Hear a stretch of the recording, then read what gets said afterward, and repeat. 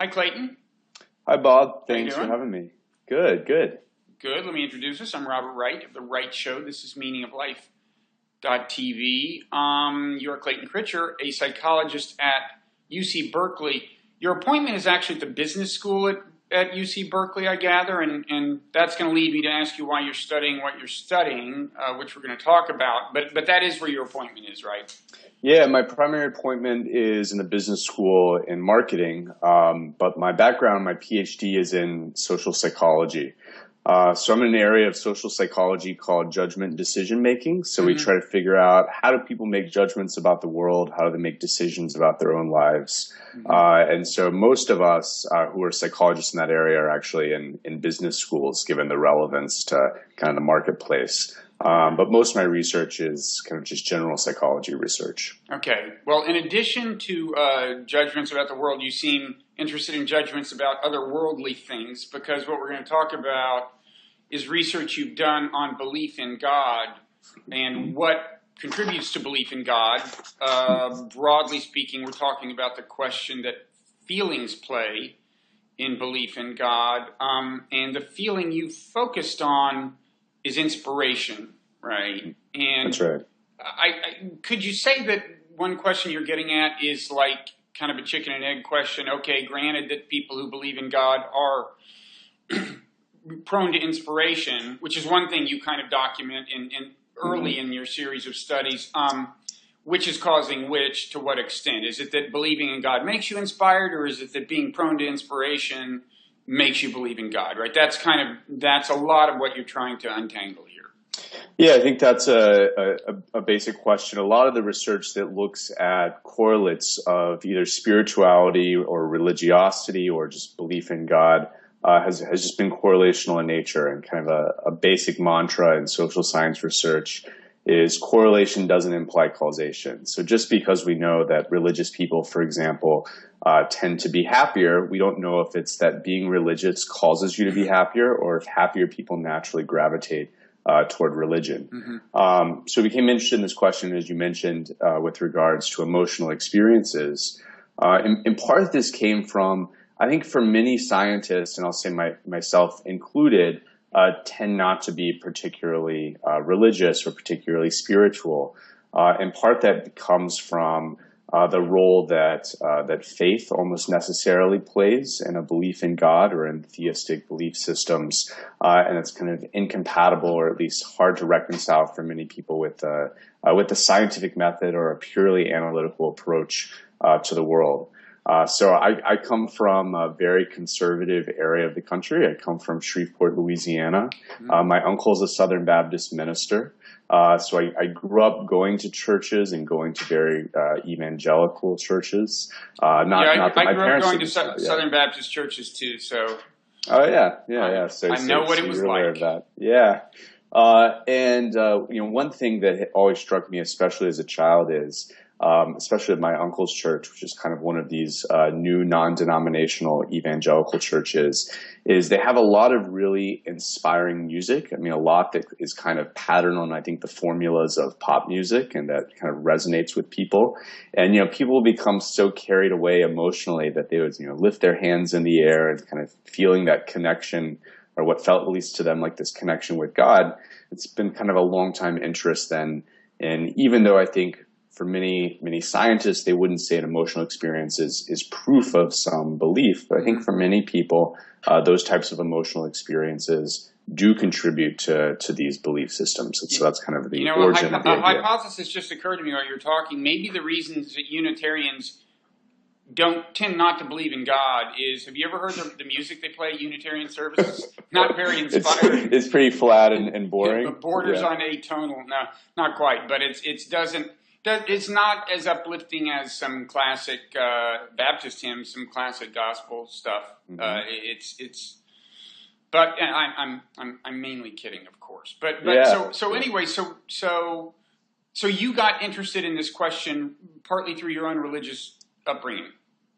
Yeah, my parents were not particularly religious, but they took me to church, and I grew up in a religious community. So it's been a long interest, kind of what is it that gives rise to these sorts of beliefs? Yeah. Okay. And before we get into inspiration, you mentioned the kind of affective correlates, I guess you could say, of religious belief. First of all, there are really two different things. There's religiosity, broadly speaking, which it could include just going to church and being part of a community. But you are really studying belief, actual belief in God in this work. And those are kinds of two not necessarily the same things. What does the literature say, before we get to your work, broadly speaking, about kind of feelings and dispositions that are correlated with either religiosity broadly or actual belief in God? Yeah.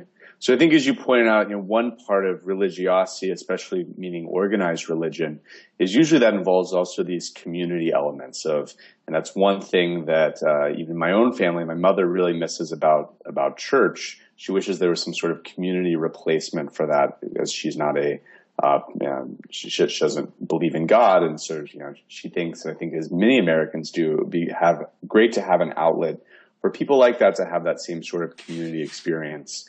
So one thing that you see that's a predictor of religiosity, but not necessarily belief in God, is just that people who feel a little bit more outcast, or they're looking for more social connections.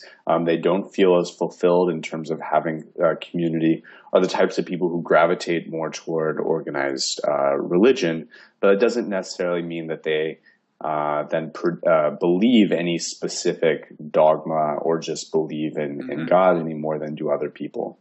When you look at things that predict belief in God, but not necessarily organized religion, we see more of these things that have to do with experiences that people have. Some of these are emotional in nature. Some of these are just other unexplained experiences. One finding that I like is that people who actually have report at least occasionally having auditory hallucinations. So not people that we'd say, classify as like schizophrenics, so not sort of to that level, but just sort of unexplained perceptual experiences. When those experiences tend to be positive and unexplained, people tend to attribute those to God or to spiritual forces. When those are more negative, people don't tend to attribute it to God in the same way. And then kind of where we came in is looking at some of these classes of emotions that we might call self-transcendental emotions. So emotions like inspiration, or even like awe, that sort of get us outside of ourselves and make us feel part of something that's bigger than just who we are. And what is the difference between awe and inspiration? You hear both in connection with religion, but they seem clearly related, but you're clear that you're focusing on inspiration and not awe. So what would you say is the difference, first of all? Yeah, so, I think there are a number of emotions: awe, inspiration, adoration, admiration.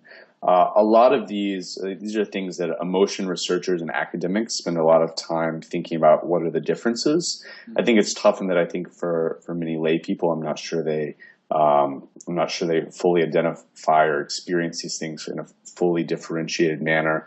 The way that people have defined awe is thinking about two different elements. So one is being exposed to something that is perceptually vast, and then combining that with the idea that it's really hard to cognitively accommodate, or it's kind of a fancy way of saying fully understand what it is that you're seeing. So people talk about... so there's an element of wonder implied. Yeah, there's a sense of wonder, a sense of, people talk about mathematical equations that are very complex as maybe being awe-inspiring, as there's something that are metaphorically vast, but hard to fully understand what it is that they're being exposed to. If you go far enough back in the word's history, don't you have an element of fear kind of associated with awe?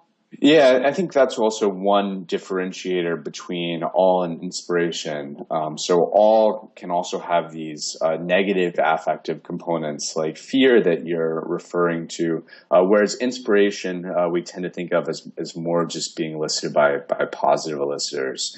Inspiration also has a sense that there's an action component. So we are both inspired by things, but then often we're inspired by things, we're then inspired to do things as a result of that inspiration. Whereas awe and emphasizing that it doesn't come with this complete understanding of what you're even exposed to. There's not necessarily that same sort of follow-up step in terms of that you're then inspired to do something. Okay. And this distinction between being inspired by someone or something and being inspired to do something specific figures into your work. We'll get into that.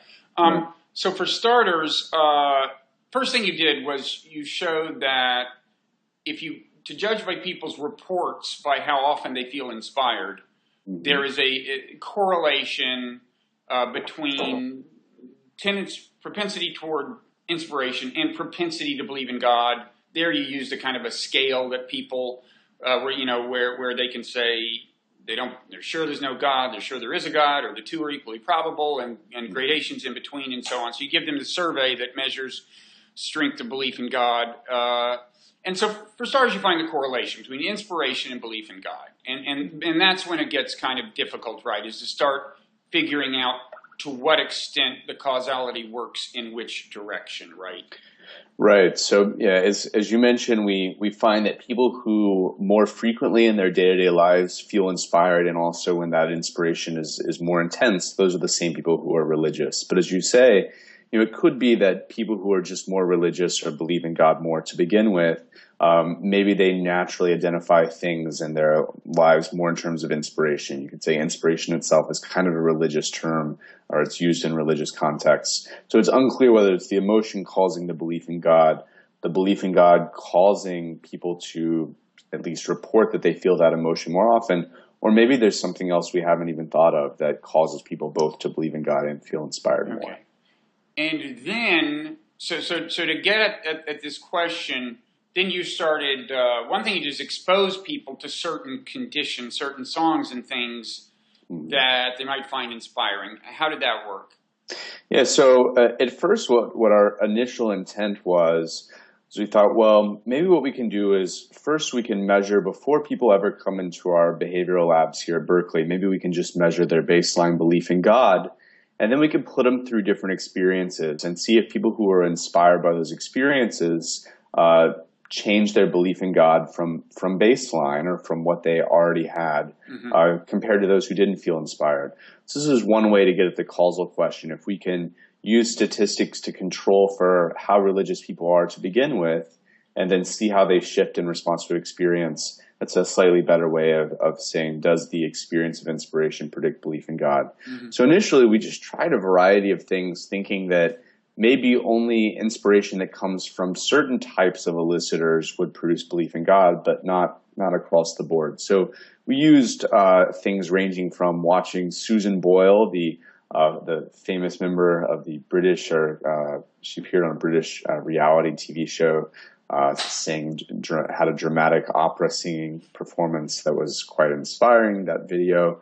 We even showed people, showed one group of people a music video by the hip-hop artist Flo Rida, which initially we did not think would be something that if you're inspired by that, you would believe in God more. We showed people the climactic moments of Remember the Titans, and also had some people listen to Martin Luther King's I Have a Dream speech. It turned out, regardless of what it was that people watched, those who felt more inspired by it, even by the music video to Club Can't Handle Me Right Now, they reported a little bit elevated belief in God after that compared to those who weren't inspired. And compared to their own prior disposition. Exactly. And this is to judge by their own reports of whether they found it inspiring, right? That's right. That's your index of inspiration. It's not like you were measuring it physiologically or anything. You were relying on them. And then after they told you how inspiring they felt it, then you asked them belief in God questions. That's right. We've basically done things where we vary the order in which we ask about how inspired were you in the belief in God, because maybe there's one concern that after you focus people on how inspired they were, maybe if they see some connection between the idea of inspiration and belief in God, that could contaminate things. So, but that's essentially what we did. Yeah. Right. And you can also imagine confounding factors like the fact that Martin Luther King is himself known to be religious. So when you hear him give the speech, you may be thinking about, but what you're saying is actually that did not matter. More secular sources of inspiration were equally powerful. Yeah, exactly. More secular sources of information. And I think this is also where it's really important that we trace variation between people and how inspired they were by things to that belief in God. So people who heard Martin Luther King speak, even though they might have an association between Martin Luther King and religiosity, those who were less inspired by the speech just didn't shift their beliefs in God as much as those who were more inspired by it. Mm-hmm. Now, did they also listen to songs that nobody would find inspiring? Wouldn't that be one form of control where it's just like I don't know, I'm trying to think of a song, did you do that, or were these songs equally likely to lead people to say they felt inspired? Roughly, I mean, the songs and the speech and these different elicitors. Yeah, so after sort of trying several of these elicitors that arguably were inspirational, like remember Titans or Martin Luther King, I mean that's why we then went to the Flow Rida video, which I think people would hardly say as inspiring, but we still saw that it turns out some people are inspired by the video, most people aren't. The ones who are still showing these shifts. Okay. So yeah, I mean, there probably is some floor. Probably if we showed people just, a static image of a cockroach, I don't know if anyone is going to feel inspired by that. So there probably is some way to push it where you would be more inspired than by a moving image of a cockroach, probably. Yeah, exactly. So then what did you do? Then you did another round, right? Yeah. You mean sort of where do we go next in terms of our studies from there? Yeah. So we wanted to go kind of the next step is, and you're sort of alluding to this in some of your questions, let's have some people clearly experience inspiration and some people not, and then see if we can get a difference between those groups and how much they say they believe in God in the moment. So one issue with the videos that we had used is even videos that we thought were pretty clearly inspiring, we were still struck by how many people didn't find the Martin Luther King video particularly inspiring. Perhaps they're just already too familiar with it, or just didn't strike a personal chord with them in modern times. And so we wanted people to identify fairly recent events in their lives, which they had been inspired by something that was fairly recent, so that they'd still be able to sort of conjure up those strong emotional reactions to it.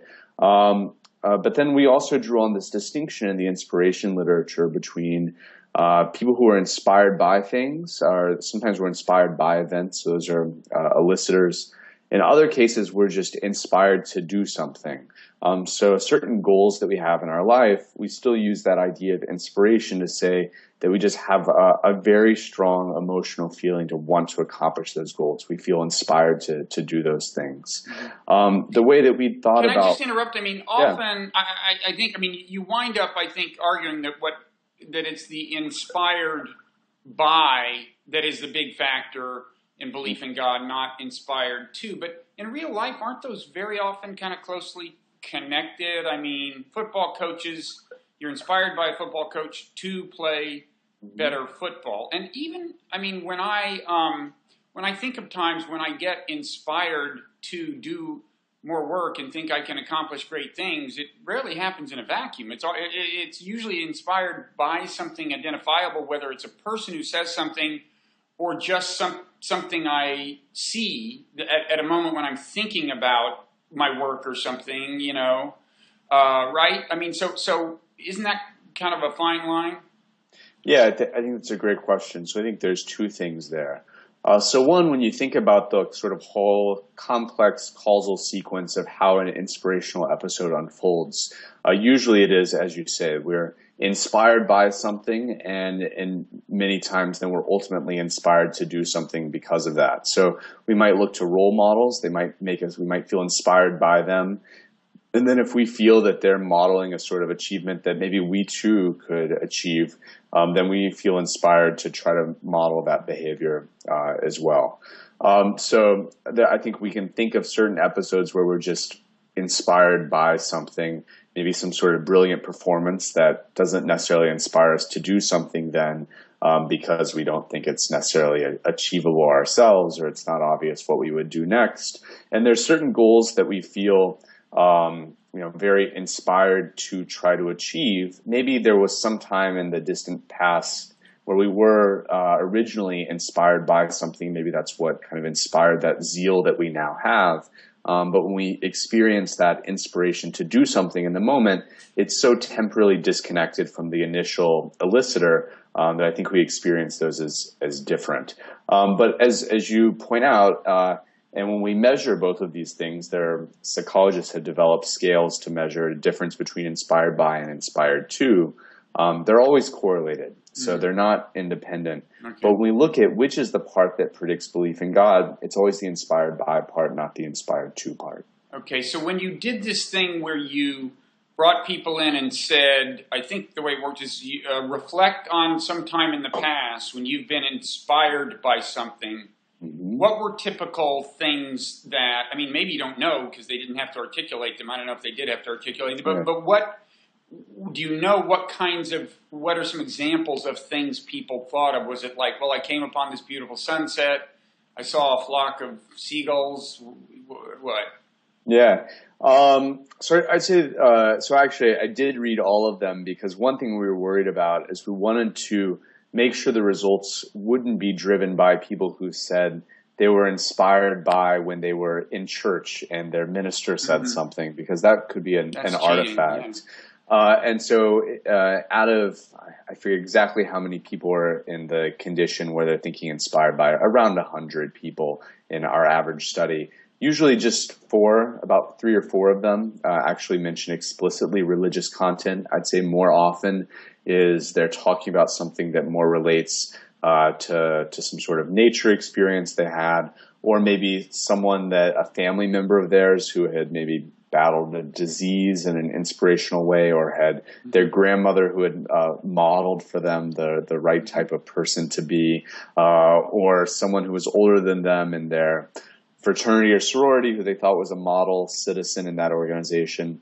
I'd say those are sort of the most common types of things. And just to delve a little more into the psychology of inspiration, it seems like all of those cases are in a certain sense inspiring you to do something. I mean, it seems like you're probably always going to be better to confront things in general that happen a minute later, right? I mean, you're feeling better about life, better about what the human spirit can accomplish and so on, but you're not being inspired to accomplish some narrow, specific task, right? Yeah, so I think even if you, in response to being inspired by those people, even if there is then also then an inspired to response from that, I think it's important that it's not that degree of inspired to response that ends up predicting our effects or the belief in God. I mean, I think this also relates to just sort of the broader question of, what exactly psychologically is going on? Why would it be that these sorts of emotional experiences connect to a belief in God? So what we argue in the paper is that if you look across various psychological literatures, there's kind of a general pattern that you can see, and I can describe an example from my own work also, where if there's something out there that would cause something else, so a cause and an effect, when we see or experience that effect, we sort of naturally infer the cause, even if other things could actually give rise to that effect. So let me give a concrete example that's not about religion, but that kind of illustrates this point. So a while ago with my co-author, Jane Risen, who's a professor at the University of Chicago at the business school there, we were interested in whether or not people believed in global warming or not. So global warming, I mean, it has a similarity with some of these religious questions in that in some ways we have to take it on faith that scientists are right, that we're moving toward more of this climate change emergency, but that can feel kind of abstract and maybe hard to directly visualize or experience when we're thinking about these things in the future. And so we showed that if we can put people in situations, quite literally in some experiments, a room that is heated up to be 8 degrees warmer than a usual room, people then believe in global warming more. And in part, that's because it's just easier for them to visualize or think about what exactly is it going to feel like if we achieve that sort of global warming state. Or in another study, we gave people a bunch of pretzels, didn't give them any water to drink. It was ostensibly a marketing taste test. And then we showed them a video that the American Southwest may be running out of potable drinking water. If they had just eaten those pretzels and they were thirsty in the moment, they found that video more convincing because it's just easier to kind of personally resonate with or imagine what would it be like if we didn't have enough potable drinking water when you're thirsty in the moment as opposed to when you're sated in the moment or quenched in the moment. And so I think there's something similar here where if you look at what is the profile of the experience of inspiration or the experience of awe, it's things like being exposed to something more powerful or beautiful or exalted compared to the self, feeling in a state of submission compared to something perceptually vast, something of uncertain form that you're not exactly clear what that is. Now, we know the reason people are feeling inspired is because we showed them Susan Boyle or we showed them the Martin Luther King speech, or in some cases, right, we even showed them this hip-hop music video that some people find inspired. But people sort of show this tendency that if God's true existence would give rise to a feeling of inspiration, feeling inspired is sort of one intuitive cue then to infer the existence of God. So then in the second stage, what you did is you asked them to recall an episode when they were inspired by something, and that had the same effect of tending to strengthen their belief, to make them more disposed to believe in God relative to their prior disposition, right? Now, that's right. I was thinking that would be hard for me if somebody asked me when I don't know. Now, you gave them guidance, and I was going to ask you about this because I wondered whether the guidance you gave them didn't kind of, encourage, push them a little bit in the direction of God. I mean, what you said, I think this is your guidance, right? You said, when we say inspired by, we do not mean you were specifically inspired to do something.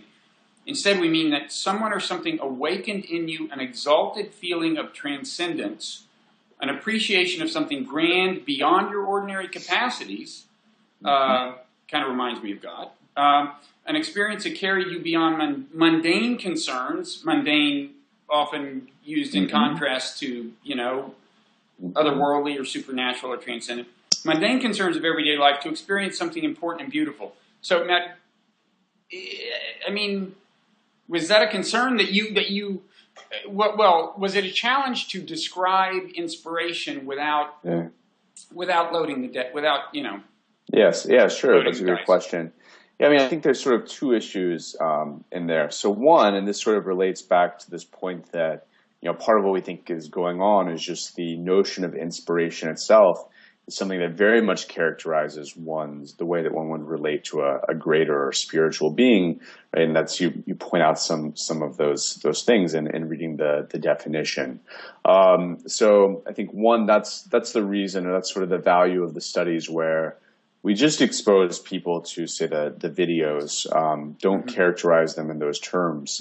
Kind of as I was referring to earlier, one problem, though, with those studies is people don't have a uniformly inspirational experience. And one thing, let me quickly note that's sort of interesting about that, and then I'll come back and say a second thing on your question, is that we actually found some evidence that if you're looking at something that most people would feel is very inspiring, but you yourself aren't particularly moved by it, if anything, there's a little bit of a backfiring effect. So if you know that Martin Luther King's speech is something that, most people find this inspiring, but I'm just kind of feeling nothing while listening to this, then people move a little bit in the opposite direction. Anyway, I point that out because it's sort of a challenge for how do you make sure you use a manipulation that everybody will respond to as inspiring. It's kind of like if you hear classical music and go, oh, I hate classical music. That wouldn't have been your reaction if you had just heard it without understanding that a lot of people like it, probably, right? I mean, you're defining your taste relative to what you know other people's tastes are. Yeah, I have been at, embarrassed to say, some symphony performances where I feel nothing, and I think, wow, I am particularly uncultured if I am not responding to this. I know it. So similar psychology to that. So that, that's kind of the reason why we wanted to make sure that everybody was on the same page of thinking of something that for they themselves would be particularly inspiring. But as you point out, it raises this other problem. To what extent are you essentially using religious language and then getting people to respond that they have religious beliefs. So that's where kind of the second part of our evidence is so important, where we measure, there's still variation between people and how much they're actually able to sort of get worked up and feel inspired there in the lab in thinking about these inspirational experiences. This is where we can think about, how do we catalog what's the power, the effect of our treatment being, think of an inspirational time, and can we trace variation in that treatment strength to variation in the output? So it's a little bit like you could imagine a clinical drug study in which you may give people only half of what they think is or half of what you know is the best dosage level of a drug, but everyone thinks that they're getting the drug. If it's just sort of a placebo effect or just something where people think that they're getting the treatment, then it shouldn't matter. If that's all that's going on, it shouldn't matter whether they get half of the effective treatment or the full treatment. We basically find that it matters whether you're getting half of the effective treatment. In other words, you're only feeling somewhat inspired in reliving this event, or you get the full treatment. You're feeling. So the passage I read would correspond to the full treatment in that analogy? Well, so in other words, everyone reads that passage, but essentially there's variation between people and how much that passage really moves them to come up with a memory that is moving them in the moment. So if it were just that reading religious language or something that could be construed as religious language, I think you're totally right to say that that's a potential problem. If that's all that we're going on, so you say, think of something that is beyond the mundane, then it shouldn't have mattered if people were kind of only experiencing that as a half dose or as a full dose of our manipulation.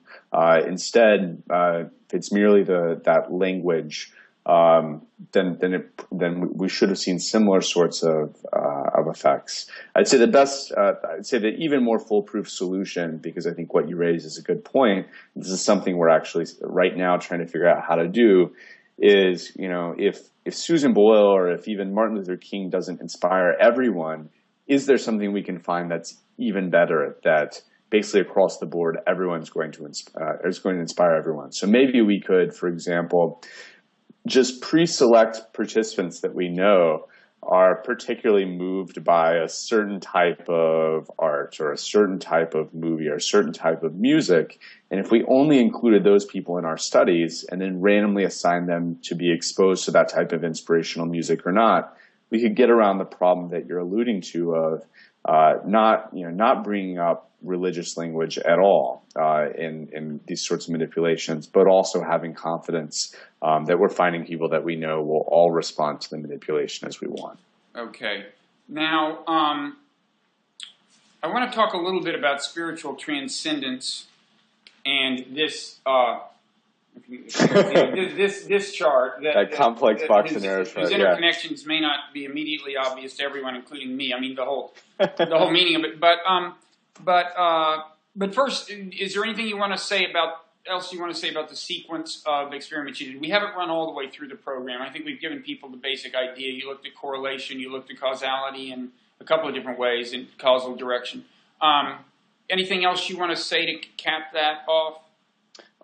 You mean sort of as relates to now this final part, or before we get into the final part? Either as preparation for talking about spiritual transcendence, or you can tackle it yourself. I mean, if people can see on this chart, there's like spiritual transcendence is in the middle right here, and then there's an arrow toward belief in God, which I guess represents kind of degree of influence or something. There's a number there we won't get into. Yeah, there's connectedness up here. There's the inspiration is over here, I think. Anyway. I'll walk through kind of what that means. Okay. I'll say kind of the loose motivation for this. There's a little bit of a pattern or a formula in the way that psychologists try to do research, whether it's on spirituality or whatever topic. We try to say that A causes B. So in this case, inspiration causes a belief in God, and then we try to yield some insight into what is it that it kind of happens along that connecting arrow between A and B. So it's more of the why exactly does A cause B. So in some of the previous work that's most similar to this research that's looked at incidental experiences and how that might affect belief in God, there have been other what we call mediators, or things that fall in the middle of these causal chains that yield insight into why is it that people's belief in God is changing.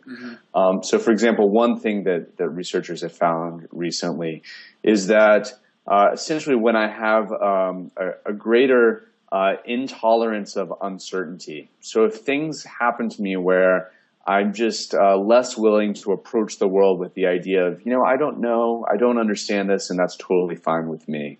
If that sense is diminished, that's one thing that leads people to gravitate then toward a belief in God. Now to be clear, your sense of confidence or your sense of what is diminished? That's what is diminished. You become less certain of, and that increases your chances to. So maybe instead of less confidence, it's maybe less just a less reduced willingness to approach the world, feeling that it's okay that things aren't black and white out there. So I'm more uncomfortable. I'm more comfortable with ambiguity. If I'm more comfortable with ambiguity, then I have less of a need to gravitate towards something like a religious belief system or a belief in God that might offer a sense of structure or understanding for these. And that's an actual finding? Yeah, that's an actual finding. I mean, I think you also see that anecdotally. Right? There are people who suffer maybe great tragedies, a loss of a loved one. It's really hard to understand why that happened, right. And people will kind of look to religious structures or belief systems to offer that sense of closure or understanding. So when I'm more troubled by the uncertainty, if I'm looking for something to make the world more black and white, that's one thing that leads me to then go more toward these religious belief systems. And is that in specific realms? I mean, for example, like purpose and moral orientation, like what career should I choose? How should I live my life? I can imagine how in that realm this effect would certainly apply. And I assume that this has been studied within specific realms. Yeah, that's this is something that's still relatively new. It's not been explored.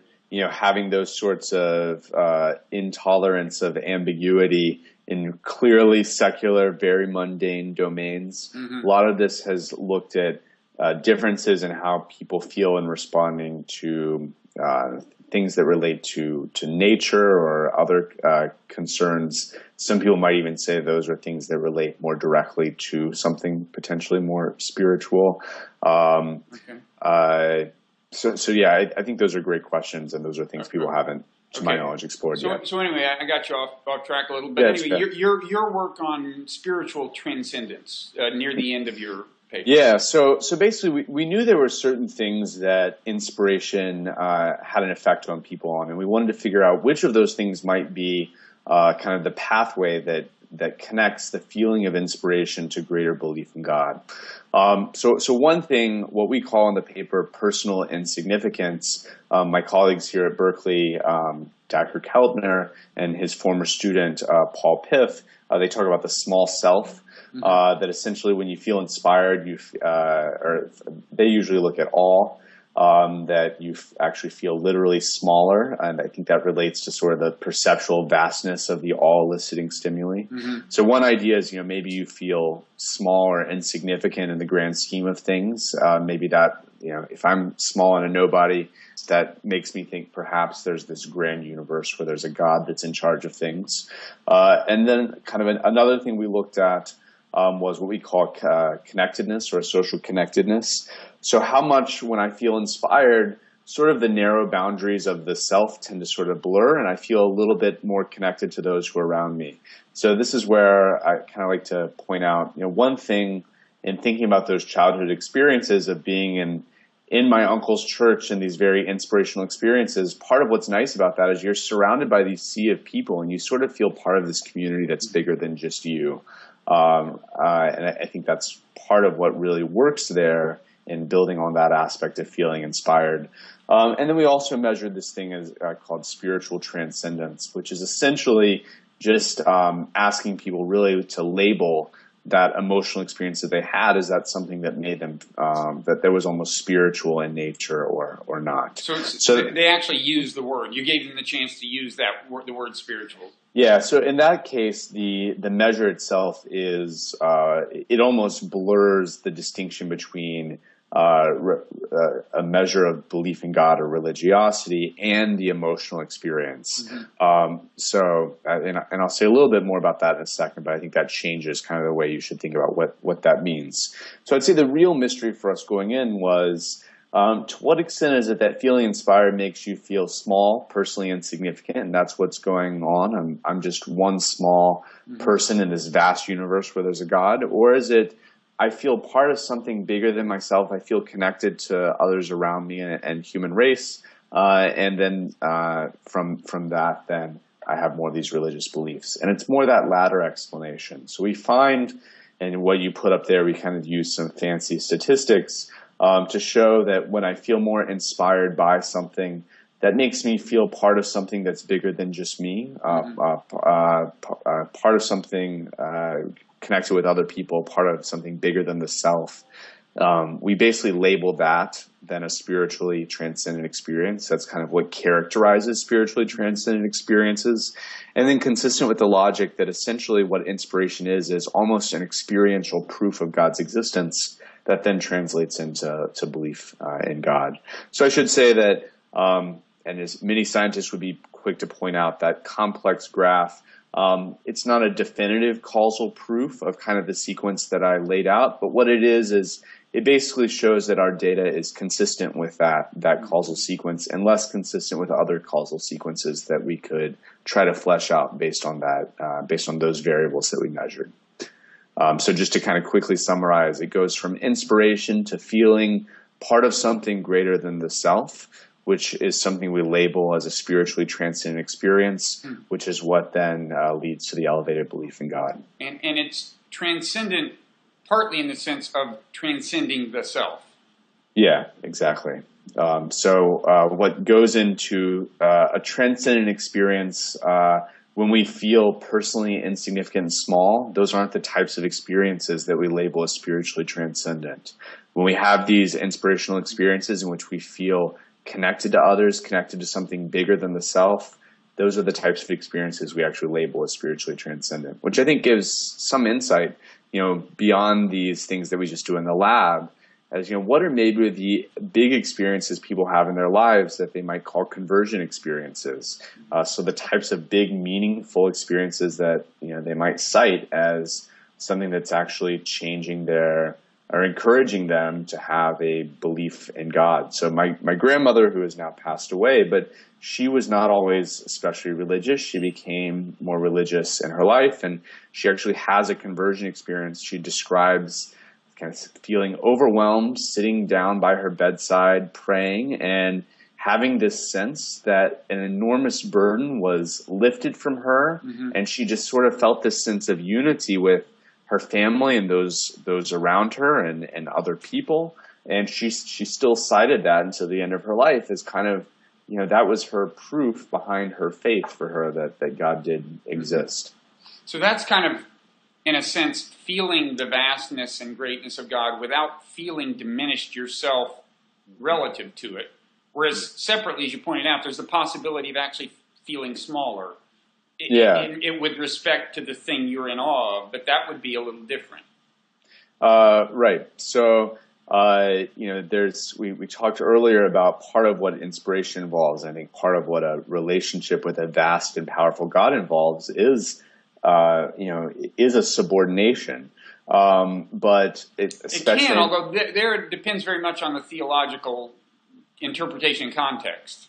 Right. And as you say, I think especially at least in modern day Christian contexts, I think there's less of that, clear subordination, smallness, insignificance. I mean, if you look at modern day religious, especially Christian movements in this country, a lot of it is about personal empowerment through sort of religious origins. God wants you to be rich and successful, those sorts of messages. And so it's possible that the reason that we don't go see this pathway through personal insignificance is perhaps it's just because in the modern day context, that's not the way that people tend to relate to God or tend to conceive of God. Right. So that's something, of course, we can't travel forward or back in time to test, but that's certainly something possible. Do you know the book, The Idea of the Holy by Rudolf Otto? I don't know that. It's more than 100 years old. It's a classic. He's a German, I think. Uh-huh. And he was, it's interesting because I mean, this is a vague recollection, probably entirely wrong, but he was doing kind of an anatomy of religious belief and of the evolution of religious belief. And in what I think he was probably calling primitive religion, he put a lot of emphasis on the experience of awe with a strong dimension of fear and, just an apprehension of something overpowering. Mm-hmm. And then I think he traced out a kind of what he saw as an evolution, which in his view, since he was a believing Christian, was an evolution toward a truer apprehension of God. And so you might say it was almost an evolution from awe in that kind of old-fashioned sense toward inspiration. But that kind of gets at what I think we're talking about, where different conceptions of God can lead to different kinds of feelings. And I guess I'd never thought of this, but a big question is, in sensing the vastness of God, do you feel diminished or in some sense, enriched and even empowered? Yeah. So in one of our studies, in our early correlational studies, where we're not manipulating inspiration, but we're just looking at who is it that is believers, we included a measure that asks people basically whether you believe in God or not. Tell us what your conception of God is. It's a measure that others have developed that helps you differentiate. Do you see God as someone who is more loving and nurturing, or God as someone who is more controlling? Mm-hmm. And so this is sort of this positive versus negative kind of characterizations of a powerful being like God. So two things I think were interesting. So one is that if you just compared believers and non-believers, believers tended to have a much more loving, positive conception of God, and believers tended to see God as more of a controlling and negative figure. So I think that gives some insight into at least how modern day believers tend to then conceive of God, more in this loving and positive and nurturing way. Mm-hmm. But the second thing that was interesting was that inspiration, people who feel more inspired in their day-to-day lives, they believed in God more regardless of their personal conception of God. So if you're someone who saw God as more of that controlling figure, you still believed in God a little bit more if you're someone, though, who went through life feeling more inspiration. So in other words, it's not just that there's a mismatch. It's not just that there is a positive match between feeling inspired and a loving, great, feel-good, positive conception of God. Instead, inspiration seems to lead to this greater sense of God, regardless of whether you have more of this loving or controlling picture of who God is. Okay. Now, finally, toward the end of your paper, I think you make references toward what I would call, I don't think you use the term, but I would call a Durkheimian conception of the function of religion. In other words, the idea that religion is largely about strengthening social bonds, strengthening the social group. And I'm wondering, well, did I get that right? That you see in your work some sort of resonance with this kind of view of religion? And if so, exactly what is your view on this? I mean, do you have views about how religion came to be, whether it came to be by virtue of congealing societies or what? Yeah. So, I mean, I think there's sort of two issues that come up there. So one is this question of, is one of the functions of religion in order to help to bind social communities? And then the second is more about to what extent is inspiration, or that specific emotional cause, is part of what it's doing, in addition to just promoting a belief in God, but also helping to offer kind of an emotional glue that underlies what exactly that type of social connection is. So it's hard for me as just an experimental psychologist to speculate on, kind of the deeper function of, is that why religion came to be? But I guess what I feel more confident saying is that there is a natural match between these emotions that are connected with religion, and then as a consequence of that, those are the types of emotions that also do bind together communities. So whether it is that religion came about in an effort to bind together communities, I don't know. Are the types of things that lead us to feel more of a belief in God and thus religious also the types of things that help us bind together? Yes. And so I think there's a natural marriage between those two. And so it's no coincidence or no surprise that religion then offers such a source of community, because not only does it literally offer a community of believers, but it offers the types of experiences that also make us feel more connected to other people. Mm-hmm. Okay, well, thank you for taking the time, Clayton. We should say in closing that, in a sense, people are getting a sneak preview of this work because it hasn't been formally published. I gather you are in the a journal you are in the phase of editorial revision with a particular journal, so we can expect to see it somewhere. But I don't know what the rules are about talking about that until it's actually published. Yeah, basically, it's received one round of peer review and was received fairly favorably. But yeah, we're now in the revision process, and so everything in academics moves so slow. So hopefully, hopefully within a year, people will see it, but we'll see. Okay, until then, they'll have to settle for this. All right, well, thanks again so much, and good luck with the revisions and all your other work. Thanks so much. It was very interesting. Yeah, bye-bye.